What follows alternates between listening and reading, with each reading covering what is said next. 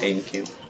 So today we are going to discuss ray diagram for lenses and plane mirrors. So for this period, we are going to look into what images will be formed in a lens, and then we will try to describe graphically through the ray diagramming the images formed on a lens. So there are again two types of lenses. What are these two types of lenses?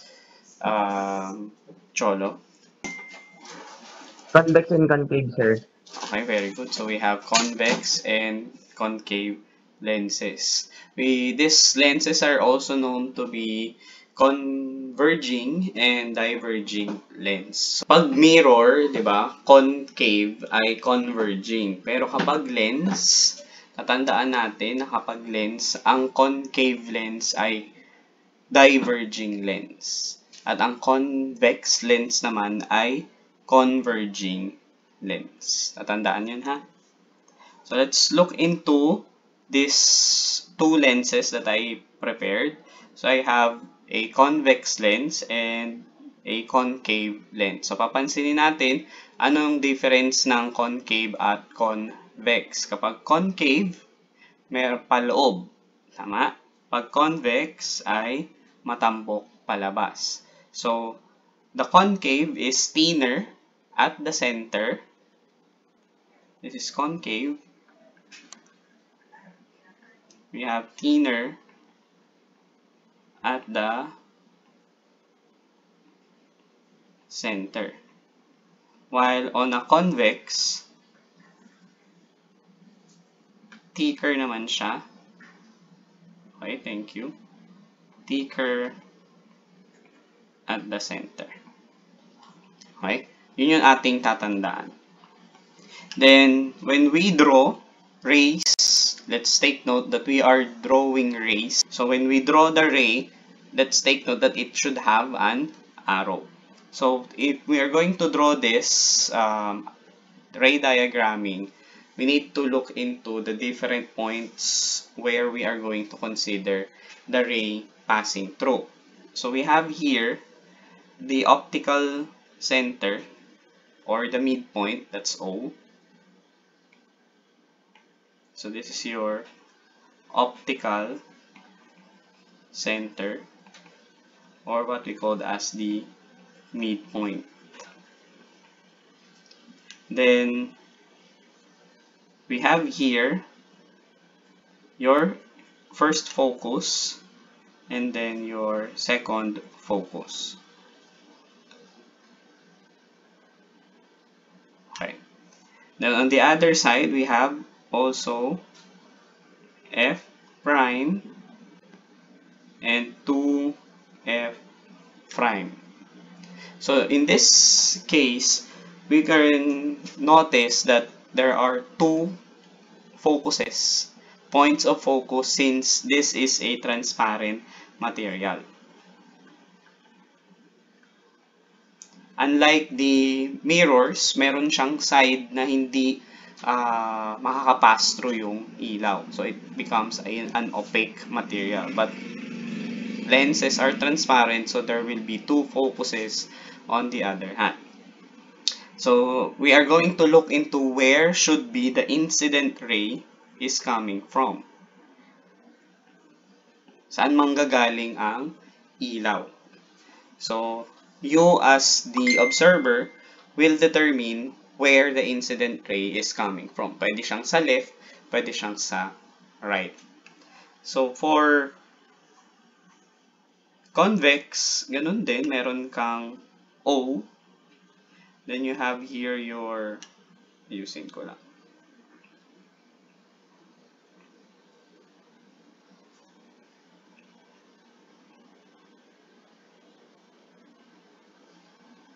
Okay. So you have your O, your midpoint. So you have your midpoint. Then you have your F.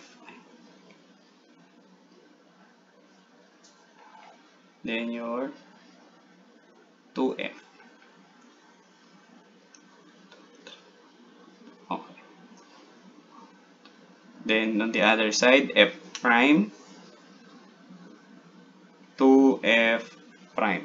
So, pwedeng yung F, yung prime, ay nandun sa left, pwede siyang nasa right, depending on where is the incident ray is coming from.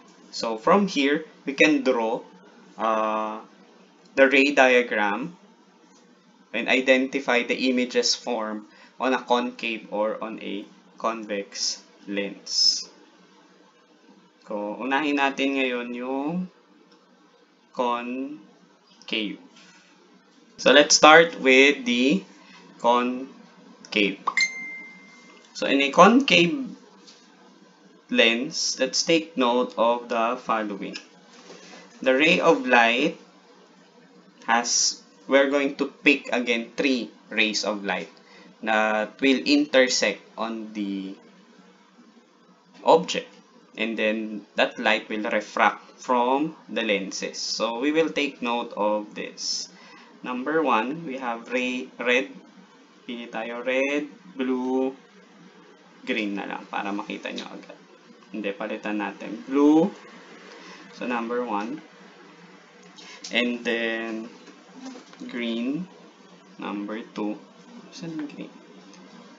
Green. Number 2, and then let's pick violet for number 3. Okay, so for number 1, it's blue. We have a ray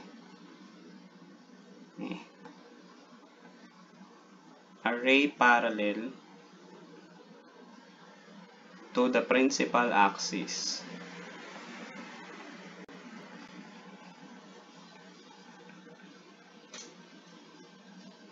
Is refracted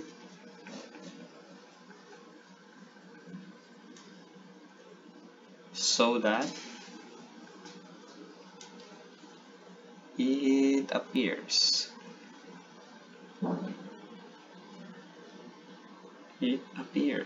asan na ako? To come from the focus. And then yung number 2, a ray projected toward the principal focus na lang para kita nyo agad. To the focus is refracted parallel to the principal axis.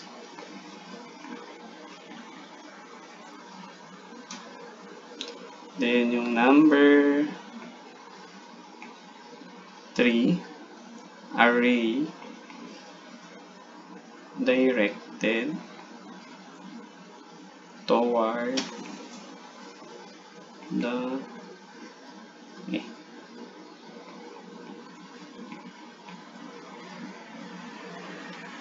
optical center, toward the optical center. Okay. So, meron tayong tatlo ray of light. So, we have the blue one, the green one, and the purple one. So, concave lens, sabi natin, this is diverging lens. So we have an object placed here between O and F. Okay. Yeah. So ito siya. So the first one is blue. Sabi, a ray of light parallel to the principal axis is refracted so that it appears to come from the focus. So, kuha tayo ng ruler.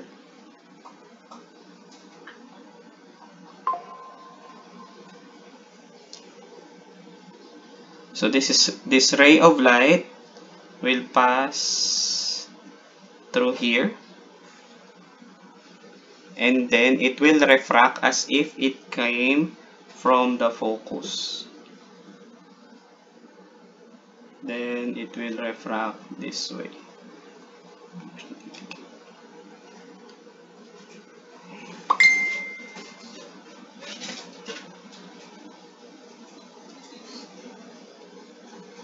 So it will refract that way. Okay? Kasi ang sabi dito, a ray parallel to the principal axis is refracted so that it appears from the focus. Next, yung color green, ang sabi, a ray projected toward the focus is refracted parallel. So, this one ay papunta sa focus.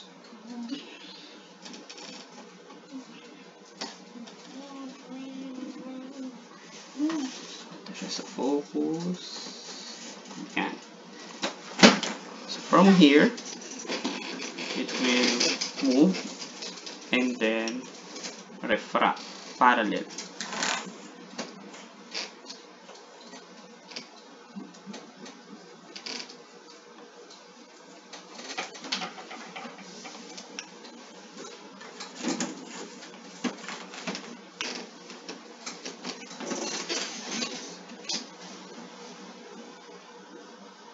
Medyo maangat ng konti. So, anong kulang dito sa color blue? Walang arrow. May blue nga. And green arrow. Okay. Then, the violet, yung purple one, directed toward the optical center. Taas nga ang kamay na nakakasunod.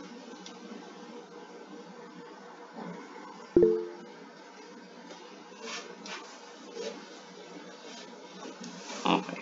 Thank you.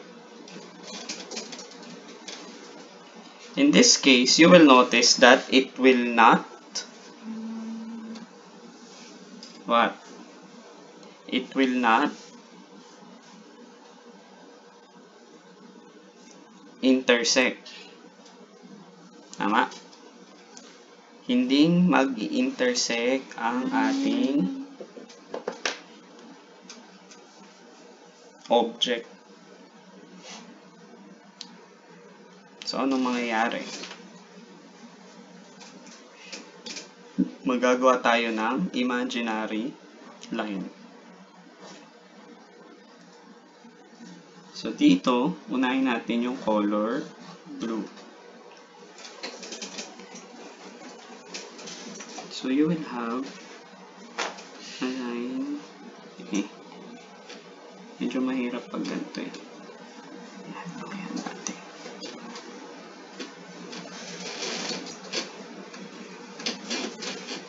And then, yung green one. This is your image. And this is your object. So what happened here is that for concave lens, you have virtual, smaller, and erect. So all the time, this is always that the image, kahit saan natin ilagay yung ating object in front of a lens, lagi siyang virtual, lagi siyang smaller, at lagi din siyang erect. Taas ang kamay ng nakakasunod. Okay, thank you. Let's take note that para masabi nating virtual ang ating image, kailangan ang image ay before the lens, hindi after the lens. Tatandaan, magkaiba yung sa mirror. Sa mirror, in front of the mirror, behind the mirror. sa lenses in before the lens, after the lens. Nakukuha, taas ang kamay. Okay. So, tatandaan na, kahit anong mangyari, kahit saan natin ilagay yung ating object, parehas pa rin ang makukuha at makikita na image. Na ang image ay virtual, smaller, at erect. Okay? Yes, Trixie. Sir, pwede po ulit pa-explain nung sa yung sa virtual, yung sa taas po. So, tatandaan natin na ang object ay magiging virtual kung ito ay na-form before the lens. So, tatandaan, may dalawa kang axis lang dyan. This is your before. This is your after. So, kung nandito yung object, nandito galing ang source of light. So, dahil nandito yung source of light, ang ilaw ay papunta dito. Kaya yung ating ilaw ay nag-refract dito sa side na to. Okay?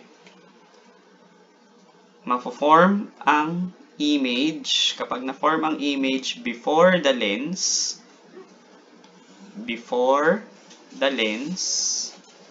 ito ay virtual. Kapag ang image ay na-form after the lens, dito sa parting ito na ngayon ay real image. Okay ba? Thumbs up kung okay. Thank you. Let's go on now to convex lenses. Sa convex lenses, similar to the concave lens, meron din tayong tatlong rays ulit na ating titignan. So, number 1, a ray parallel to the principal axis is refracted through the principal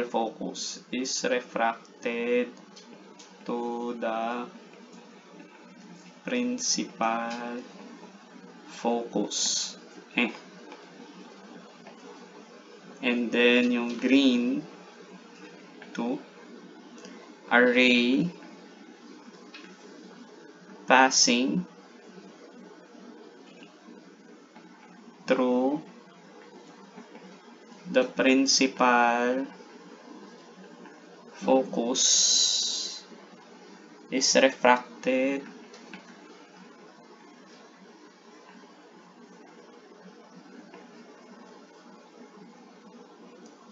parallel to the axis.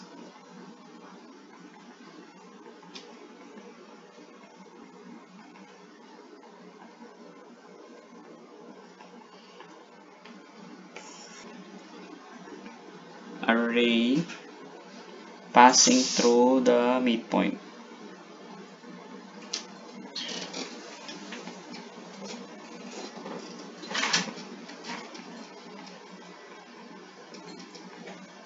Straight travels straight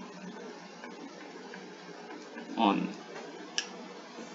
So, ano ibig sabihin natin dito?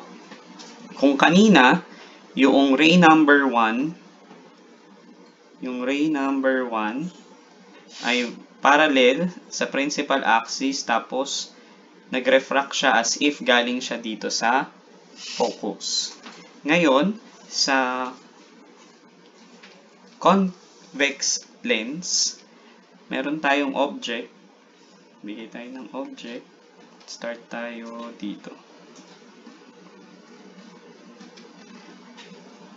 So, yung number 1, sabi, ito ay parallel sa principal axis and then nag-refract siya going to the focus. So, ito yung tatandaan natin na pinagkaibahan ni concave at convex. Kasi nga si concave ay diverging lens, so kinakalat niya yung ilaw. Si convex naman ay kinoconcentrate niya ang ilaw sa isang point at yun ay sa focus. So, mula dito ay magpa-pass through siya. Ayusin lang natin yung ating linya. Ayan. So, this is a ray of light.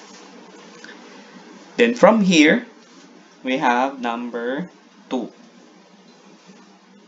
So, si number 2, a ray of light is passing through the principal focus and then refracted parallel.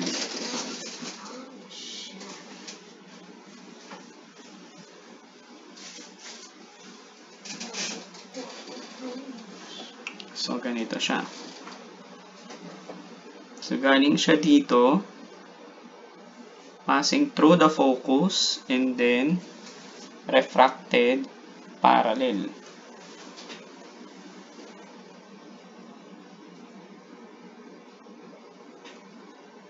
Okay. Focus.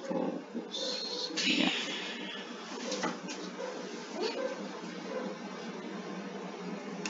Ayusin lang natin.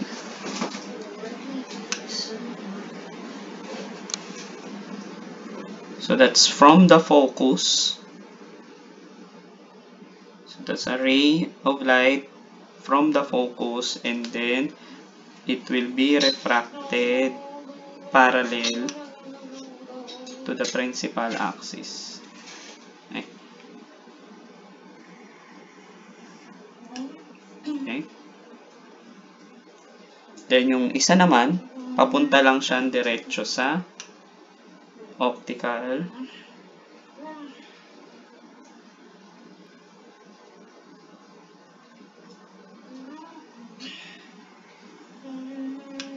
so dire-diretso lang.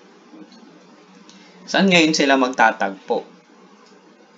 Magtatagpo ba sila? Jeremy? No, sir. Hindi sila magtatagpo. Manel?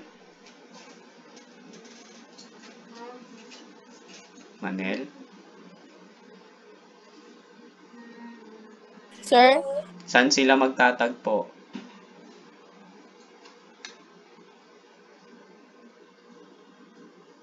Or hindi magtatagpo? Hindi po magtatag. Hindi din magtatagpo. Trixie? Hindi po magtatagpo, sir. Maricar? Hindi po, sir. Mary Joy? Hindi po, sir. Hindi rin. Erica? Hindi rin po. Jana? Hello, sir. Narinig ba? Naririnig ka ta. Hindi, sir. Hindi din. Catherine? Hindi rin daw. Cholo? Hindi rin po. Hindi rin. EJ? I guess no. No din. RJ?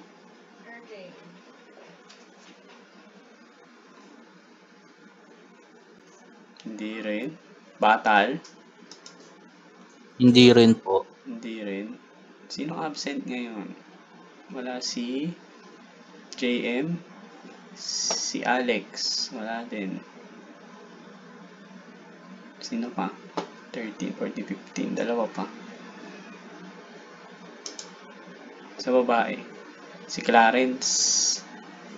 Tsaka si... nandyan sa bahay nyo? Sir, si Ash po. Si Ash. Si JM Sir, wala daw po siyang load. Okay. Si Clarence, sir, nagpaturok. Nang ano? Napaturok. So, kung papansinin natin sa drawing, magtatagpo siya. Saan? Saan siya dapat magtagpo? Kasi ang tinitingnan nyo lang na drawing ay yung nasa after the lens. Tinignan nyo ba yung before the lens? Yes, Jeremy. Oo nga sir, doon din pala magtatagpo, doon din sa mismo. Oo, doon din sa kabila, di ba? Sa labas, ay sa before the lens. So we can have, hindi ba ako pwede dito mag-ano? Hindi pala pwede. Broken lines. So here, dito sila magtatagpo. Ayos lang natin yung linya natin. And then, kulang masyado.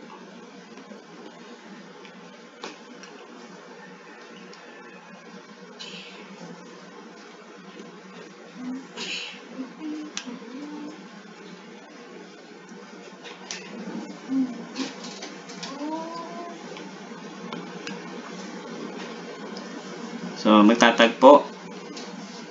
Opo, hindi po.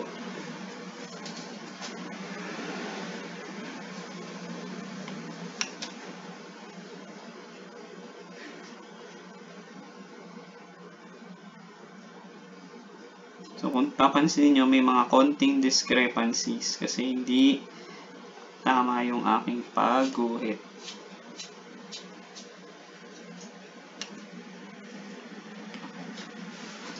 Pero, magtatagpo pa din sila.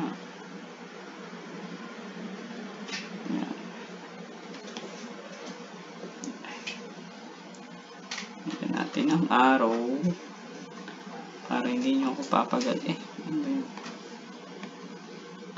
para hindi nyo ako papagalitan, sir. Sabi mo, ray of light. Dapat may arrow. Okay? So, nasa ng image? Saan ang image? It's beyond the focus. How can we describe the image? Form. So we have larger or bigger. Ano pa? Erect. Ano pa? Okay. Okay, very good. Virtual.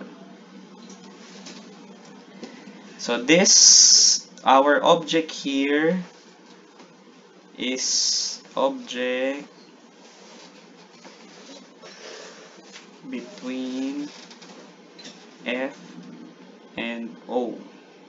So the description that we have for our image, the image is bigger, erect, and virtual. Nakakasunod?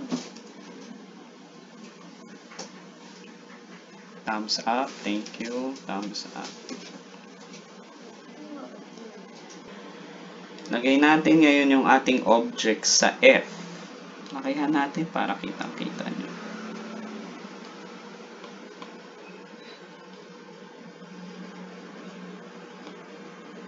Dapat parallel muna.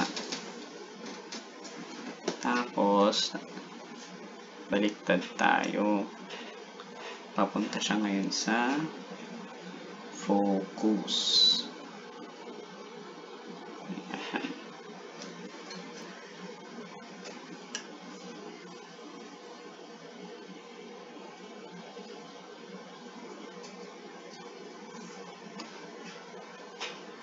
Yung pangalawang linya, saan? Yung color green. Green ba yun? Yan, yung green. Saan siya? Passing through the principal focus is refracted parallel to the principal axis, sir. May ilaw ba na manggagaling sa focus? Meron Meron? Wala. Sabi, di ba, itong color green, from the focus. Nasa focus yung ating object. Object. Wala, sabi ni Mary Joy. Very good. Object is at the focus. So, proceed tayo ngayon dun sa yellow. Yung yellow, sabi, dire-diretso lang siya sa gitna. So, kung dire-diretso lang siya sa gitna, ganito ang kanyang magiging itsura.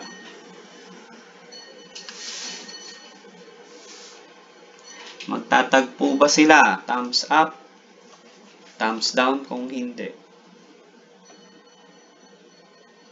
Hindi. Sabi ni Mary Joy, sabi ni Jana, sabi ni Rodney G. Sino pa? Sabi ni Erica, sabi ni Catherine, ni EJ, si Manel, Maricar, puro hindi. Bakit hindi? Bakit hindi sila magtatagpo? Parallel. Okay, very good. Kasi sila ay parallel. So, anong description ng ating image? Anong description ng ating image? No image. Very good. No image form. No image form. That when we come from infinity,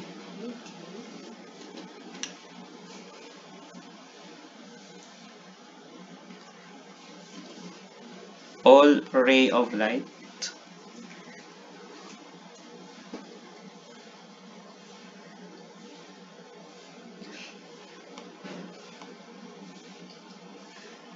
will just move on to the focus.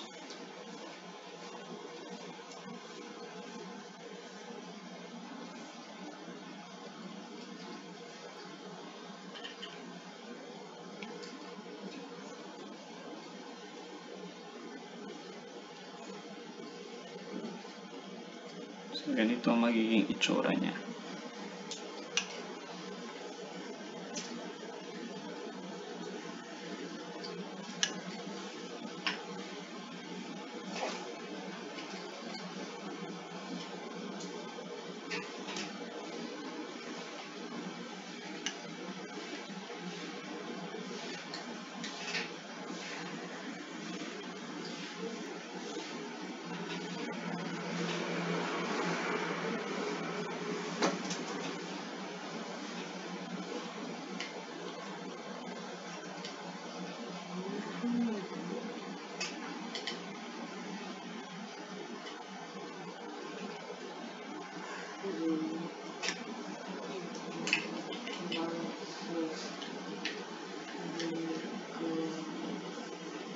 So, lahat lang ng ilaw ay nasa papuntang focus.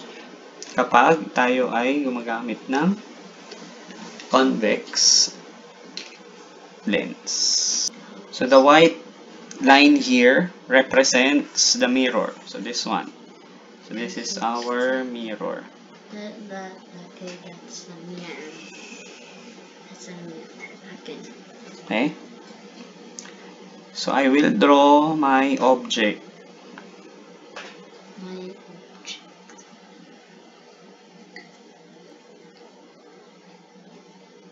So, that's my object. And then, there will be two rays of light that we are going to use. So, the first one is parallel to the mirror. Parallel to the surface. And it will bounce back.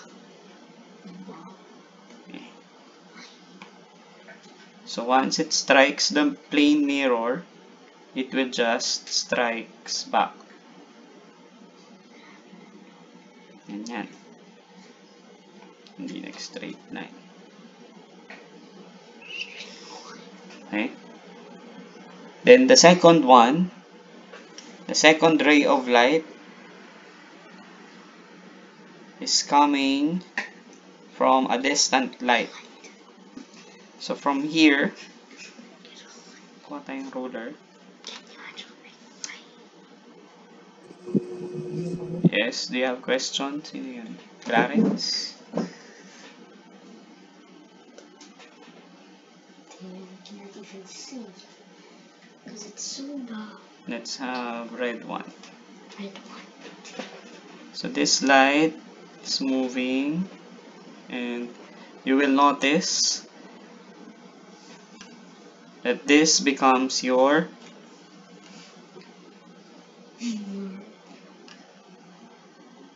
normal line. No.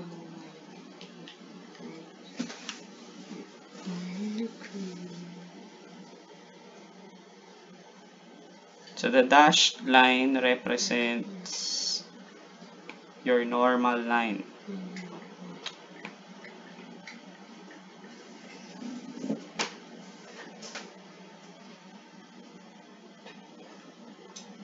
So what is the angle between this and this? So it's just 28. So let's take note of this angle here. Gawin natin colorful para hindi kayo mahirapan.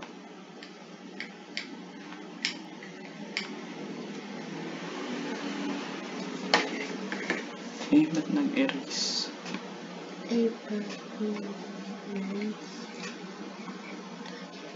So we need to take note of this angle. Because that angle will be the same as how the mirror reflects the light. Okay? Hindi pala kasha. Dapat pala inibabaw sa ilalim. Maba lang na natin.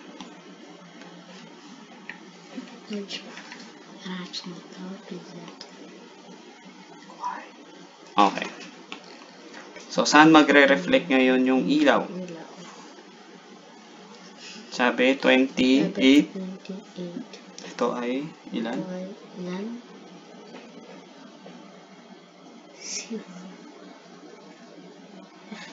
27 degrees. So, dito, magre-reflect siya 27 degrees din. 27 degrees din. So, we'll have a line. So, that is how the light reflects. Diba sabi natin sa law of reflection, the angle of incidence is equal to the angle of refraction. So, this is your angle of refraction. This is your angle of incidence. So, same angle sila. Okay? Now, saan na-form ang image? Anong color ba ng arrow yung image natin? Anong color yung image natin? Ay, yung ating object, sorry. Yung green. So, saan ma-form ang image ng green? Before the mirror or after the mirror?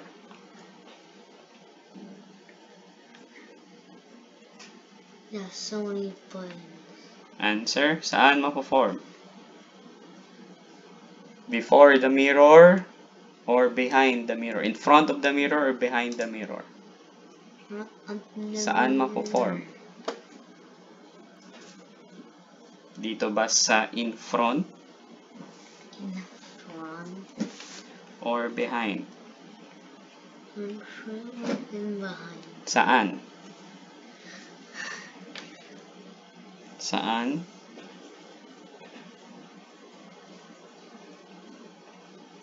Saan ma-form? In front?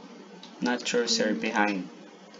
Tingnan natin yung reflection ng ray of light ay ito, yung mga dashed lines, dashed rays. So, nag-intersect ba sila? Yes or no? Nag-intersect ba? Yes or no? Thumbs up kung nag-intersect. Thumbs down kung hindi nag-intersect. Is that easy? Nag-intersect o hindi nag-intersect? Letters, subtitles. Sagot. Nagtagpo ba yung dalawang linya? Ito, nagtagpo ba sila or magtatagpo ba sila? Itong red at itong yellow. Hindi magtatagpo. Thank you, Batal. So, saan sila magtatagpo? In front or behind? Trying to see. In front o behind? Saan magtatagpo?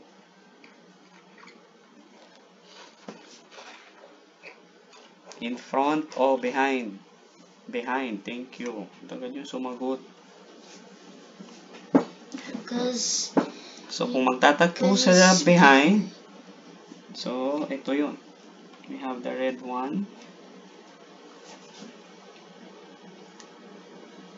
it's going like one FPS. And then, the yellow one.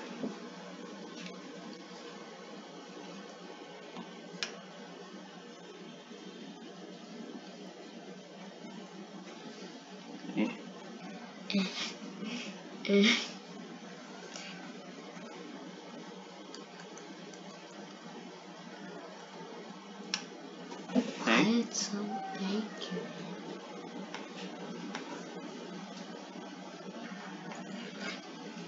Nating that dashed line para ma-identify nyo na behind the mirror. Okay? So, saan sila nagtagpo? Behind the mirror. So, dito. How do we describe our object? How do we describe our image pala? Sorry. What's our image?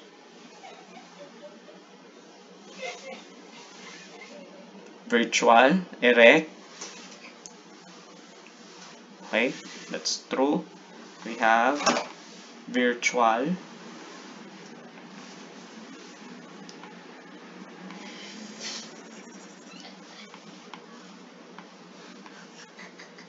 So we have virtual, same size, and erect. Okay, natandaan natin yan. That this one, the distance between the object and the mirror is the same as the distance of the image to the mirror. Bilangin natin. This is 1. This is 1, 2, 3, 4, 5, 6. Tama? This is 1, 2, 3, 4, 5, 6. So, same ang kanyang distance. 1, 2, 3, 4, 5. 1, 2, 3, 4, 5. Same din ang kanyang height. Nakukuha? Thumbs up.